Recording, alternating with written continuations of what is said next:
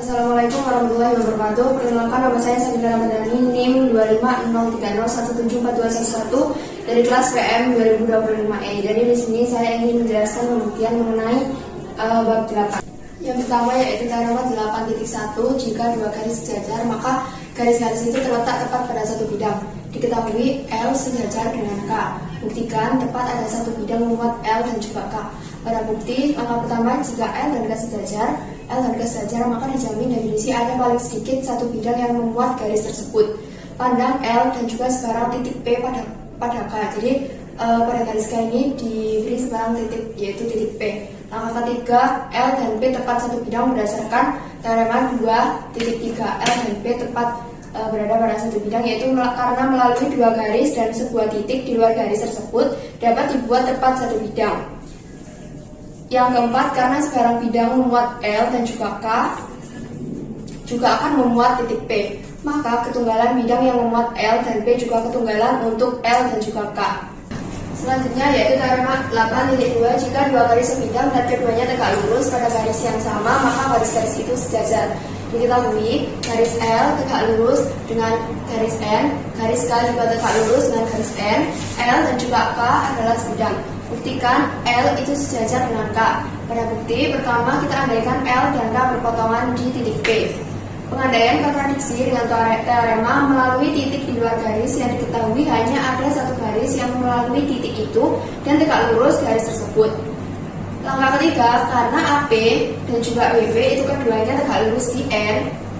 Oleh karena itu, L dan juga K tidak berpotongan karena berdasarkan definisi 8.1 yaitu kesejajaran.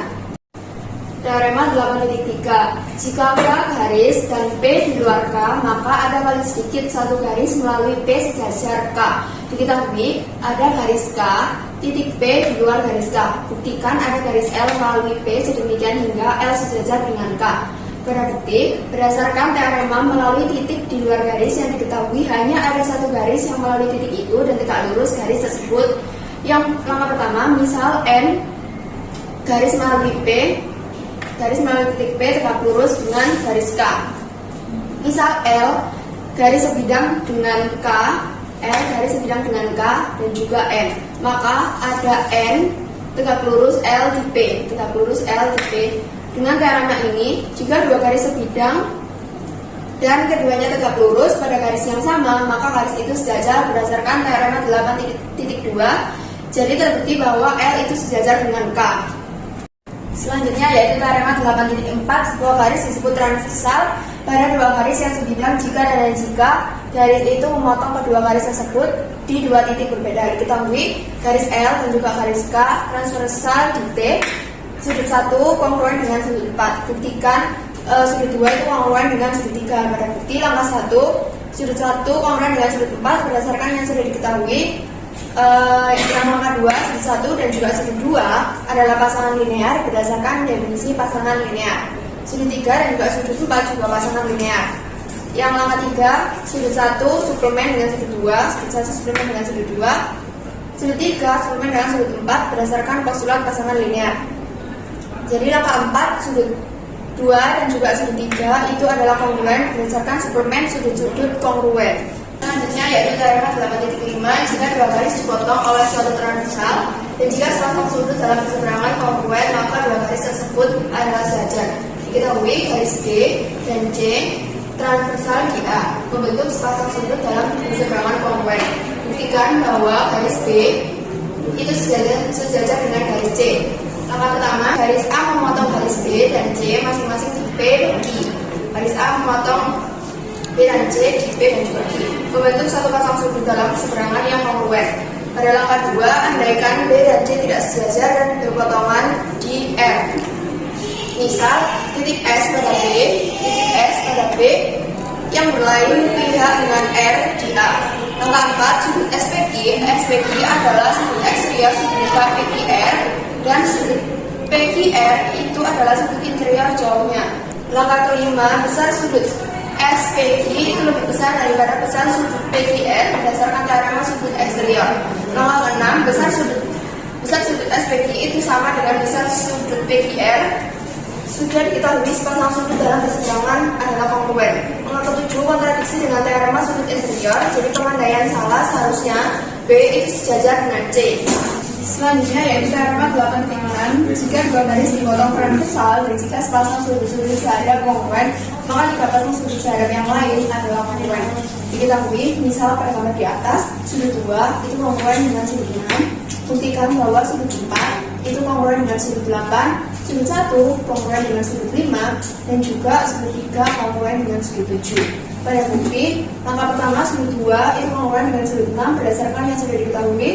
Yang langkah kedua, sudut 3 suplemen dengan sudut 2, sudut 7 juga suplemen dengan sudut 6 berdasarkan postulat suplemen. Yang langkah 3, sudut 3 kongruen dengan sudut 7 berdasarkan kongruensi suplemen sudut. Langkah 4, sudut 1 suplemen sudut 2 berdasarkan postulat suplemen, dan juga sudut 5 itu suplemen dengan sudut 6. Langkah kelima, sudut 1 kongruen dengan sudut 5 berdasarkan kongruensi suplemen. Langkah 6, sudut 4 suplemen dengan sudut 1, sudut 8 suplemen dengan sudut 5 berdasarkan postulat suplemen. Langkah 7, sudut 4 itu kongruen dengan sudut 8 berdasarkan kongruensi suplemen sudut. Teorema 8.7, jika dua garis dipotong oleh suatu transversal sepasang sudut-sudut sehadap kongruen, maka garis-garis tersebut adalah sejajar. Diketahui sudut 2 kongruen dengan sudut 6. Buktikan garis N itu sejajar dengan garis K. Pada bukti yang pertama, sudut 2 kongruen dengan sudut 6 berdasarkan yang sudah diketahui. Sudut 4 kongruen dengan sudut 2 berdasarkan sudut bertolak belakang. Langkah ketiga, sudut 4 kongruen dengan sudut 6 berdasarkan sifat transitif dari langkah 1 dan juga 2. Langkah keempat, N sejajar dengan K berdasarkan teorema kekongruenan sudut dalam berseberangan. Teorema 8.5. Jika dua garis dipotong oleh suatu transversal dan jika sepasang sudut dalam berseberangan adalah kongruen, maka dua garis tersebut adalah sejajar. Teorema 8.8. Jika dua garis sejajar dipotong garis transversal, maka sudut dalam berseberangannya adalah kongruen. Diketahui garis K itu sejajar dengan garis M dipotong transversal garis L masing-masing di P dan juga di Q. Buktikan sudut 1 itu kongruen dengan sudut 2. Pada bukti langkah pertama, andaikan sudut 1 tidak kongruen dengan sudut 2. Langkah kedua, misal T itu transversal dari K dan N melalui titik P, sehingga sudut-sudut dalam berseberangan kongruen. Langkah ketiga, konstruksi sudut 3 itu kongruen dengan sudut 2 berdasarkan sudut dalam berseberangan. Langkah keempat, karena sudut 1 tidak kongruen dengan sudut 2, dapat disimpulkan bahwa sudut 1 juga tidak kongruen dengan sudut 3, sehingga T dan juga K bukan garis yang sama. Langkah kelima, K sejajar dengan N berdasarkan teorema 8.5, yaitu jika dua garis dipotong oleh suatu transversal dan jika sepasang sudut dalam berseberangan kongruen, maka dua garis tersebut adalah sejajar. Langkah ke-6, T itu sejajar dengan N berdasarkan teorema 8.5 juga, sehingga ada dua garis berbeda melalui P sejajar dengan N. Langkah ke-7, kontradiksi dengan postulat kesejajaran. Jadi sudut 1 itu kongruen dengan sudut 2. Pada teorema 8.9, jumlah ukuran sudut dalam segitiga adalah 180. Diketahui ada segitiga ABC dengan sudut 2, sudut 4, dan juga sudut 5. Buktikan bahwa besar sudut 2 ditambah besar sudut 4 ditambah besar sudut 5 sama dengan 180. Pada bukti, langkah 1, misalkan L garis melalui B sejajar dengan AC. Bentuk sudut 1 dan sudut 3 berdasarkan postulat 16. Langkah 2, misalkan D adalah titik pada L sepihak C pada AB. Langkah ketiga, AC itu sejajar dengan BD. A berada di pihak yang sama dengan C terhadap BD. Langkah keempat, C adalah interior sudut ABD berdasarkan definisi sudut interior. Langkah kelima, besar sudut ABD itu sama dengan besar sudut 2 ditambah besar sudut 3 berdasarkan penjumlahan sudut. Langkah ke-6, besar sudut 1 ditambah besar sudut ABD sama dengan 180 berdasarkan postulat suplemen. Langkah ke-7, besar sudut 1 ditambah besar sudut 2 ditambah besar sudut 3 sama dengan 180. Langkah ke-8, Berdasarkan teorema 8.5, jika dua sudut saja dipotong transversal, maka sudut dalam berseberangannya kongruen sehingga besar sudut 1 itu sama dengan besar sudut 4, sedangkan besar sudut 3 itu sama dengan besar sudut 5. Langkah ke-9, besar sudut 4 ditambah besar sudut 2 ditambah besar sudut 5 adalah 180 berdasarkan substitusi. Teorema 8.10 yaitu setiap diagonal membagi jajar genjang menjadi dua segitiga kongruen. Diketahui ada jajar genjang ABCD, buktikan segitiga ADB kongruen dengan segitiga CBD. Pada bukti yang pertama, tarik garis dari B ke D sehingga membentuk diagonal BD berdasarkan konstruksi. Langkah kedua, sudut ADB kongruen dengan DBC berdasarkan sudut dalam berseberangan atau teorema 8.2. Langkah ketiga, BD kongruen dengan BD berdasarkan sifat refleksif. Langkah keempat, sudut DBA kongruen dengan sudut BDC berdasarkan sudut dalam berseberangan. Langkah kelima, segitiga ADB kongruen dengan segitiga CBD berdasarkan langkah 2, 3, 4 serta sudut sisi sudut. Teorema 8.11 yaitu sisi-sisi berhadapan jajar genjang kongruen. Diketahui jajar genjang ABCD, buktikan bahwa sisi AB itu kongruen dengan DC, AD kongruen dengan BC. Pada bukti, langkah pertama, tarik garis dari titik B ke titik D sehingga membentuk diagonal BD berdasarkan konstruksi. Langkah kedua, sudut ADB kongruen dengan sudut DBC berdasarkan sudut dalam berseberangan. Langkah ketiga, DB kongruen dengan DB sendiri berdasarkan sifat refleksi. Yang keempat, sudut DBA kongruen dengan sudut BDC berdasarkan sudut dalam berseberangan. Langkah kelima, segitiga DBA kongruen dengan segitiga DBC berdasarkan langkah 2, 3, 4 serta sudut sisi sudut. Langkah keenam, sisi AB kongruen dengan DC, AD kongruen dengan BC berdasarkan akibat dari segitiga kongruen. Teorema 8.12 yaitu sudut-sudut berhadapan pada suatu jajar genjang kongruen. Diketahui ada jajar genjang ABCD, buktikan bahwa sudut BAD kongruen dengan sudut DCB, sudut ADC, sudut ADC kongruen dengan sudut CBA. Pada bukti, langkah pertama, S elemen AD berdasarkan yang sudah dibuat. Langkah kedua, T anggota dari CD juga dibuat. Langkah ketiga, sudut CBA itu kongruen dengan sudut SDT berdasarkan sudut terhadap garis jajar yaitu teorema 8.6. Langkah keempat, sudut ADC kongruen dengan sudut SDT berdasarkan sudut bertolak belakang. Langkah kelima, sudut CBA kongruen dengan sudut ADC berdasarkan langkah 3 dan juga 4 sifat transitif. Langkah ke-6, anggota dari BC berdasarkan yang sudah dibuat. Langkah ke-7, P anggota dari DC juga berdasarkan dari yang dibuat. Langkah ke-8, sudut ICP itu kongruen dengan sudut BAD berdasarkan sudut sehadap pada garis jajar. Langkah 9, sudut DCB kongruen dengan QCB berdasarkan sudut bertolak belakang. Langkah ke-10, sudut BAD itu kongruen dengan sudut DCB berdasarkan sifat transitif dari langkah 8 dan juga langkah 9. Teorema 8.13 yaitu dua sudut berdekatan pada suatu jajar genjang saling bermelurus. Diketahui jajar genjang ABCD, buktikan besar sudut DCB itu ditambah besar sudut ABC itu sama dengan 180. Berarti langkah pertama, buat perpanjangan pada sisi DC sehingga ada titik E yang berada pada DC berdasarkan konstruksi. Langkah 2, besar sudut DCB ditambah besar sudut ECB itu sama dengan 180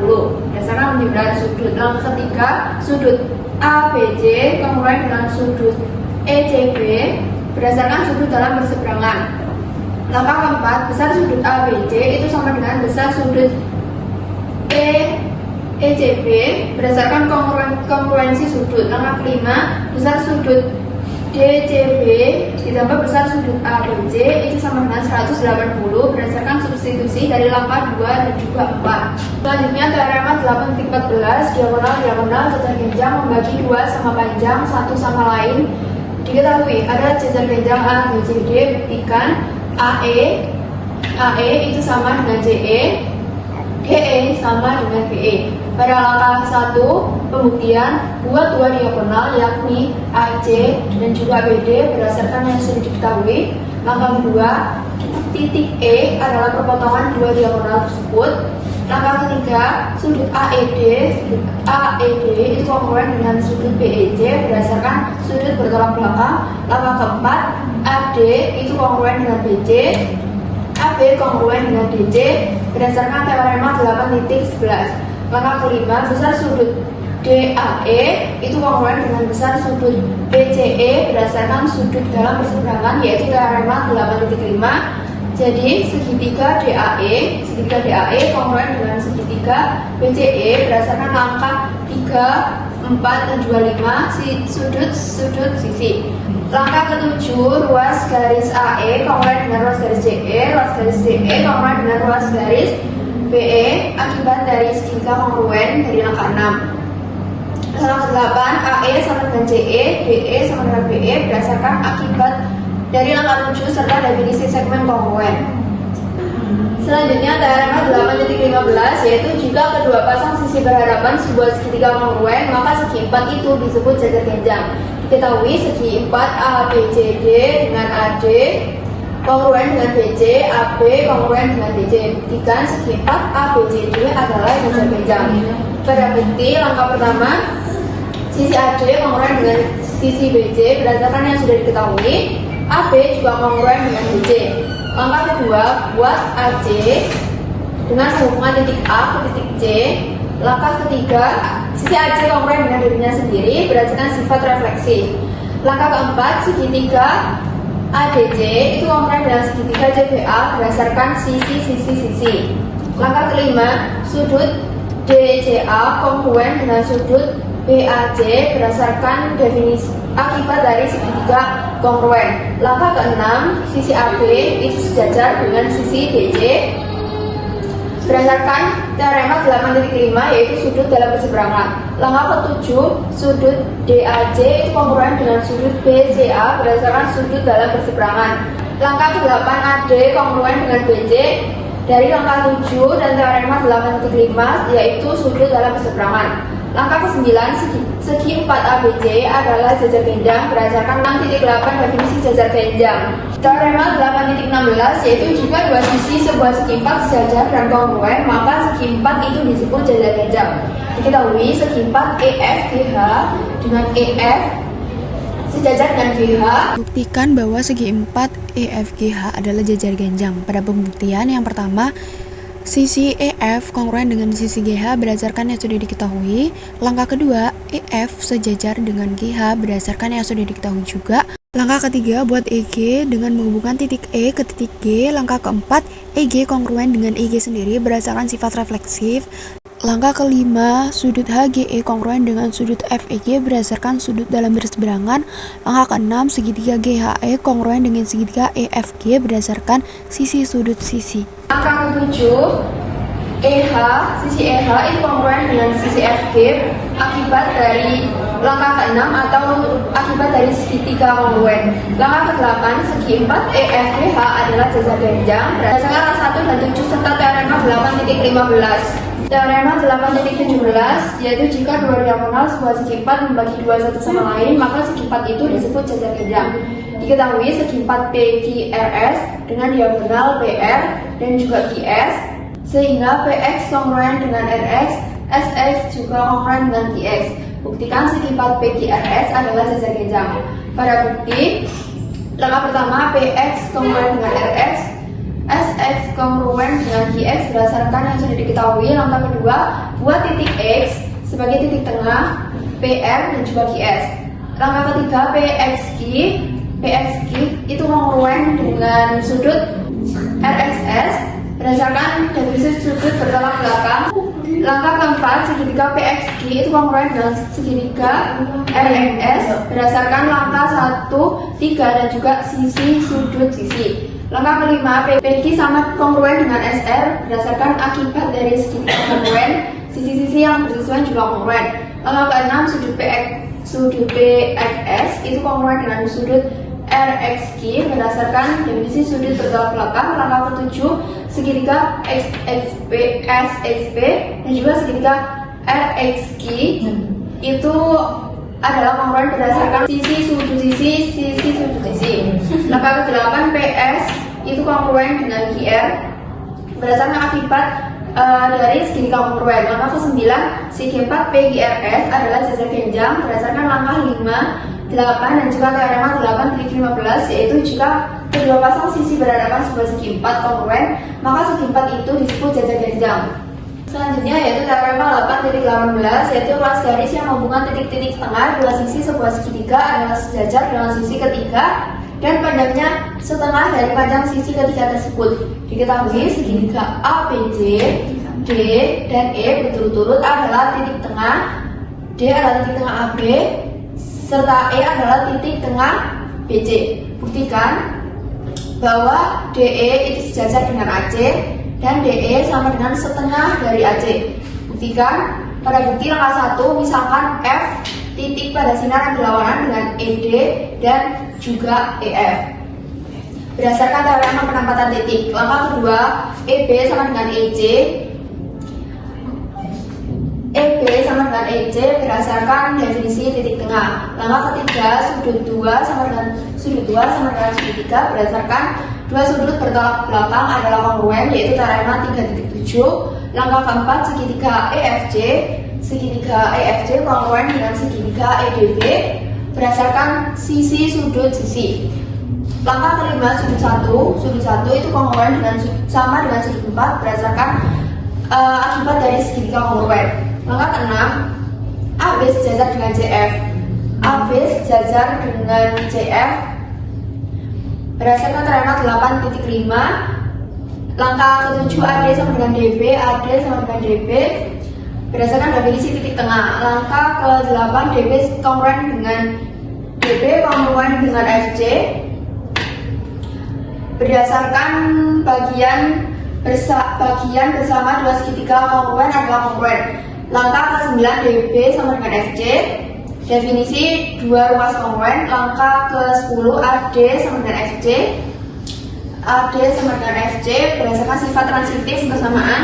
Langkah ke-11, ADFC, ADFC adalah jajar genjang berdasarkan teorema 8.16. Langkah ke-12 yaitu DE sejajar dengan AC, DE sejajar dengan AC berdasarkan definisi jajar genjang. Langkah ke-13, DE sama dengan setengah dari DF, DE itu setengah dari DF berdasarkan langkah 1. Langkah ke-14, DF sama dengan AC, DF sama dengan AC berdasarkan teorema 8.11. Langkah ke-15, DE sama dengan setengah AC berdasarkan substitusi DE sama dengan setengah dari AC berdasarkan substitusi.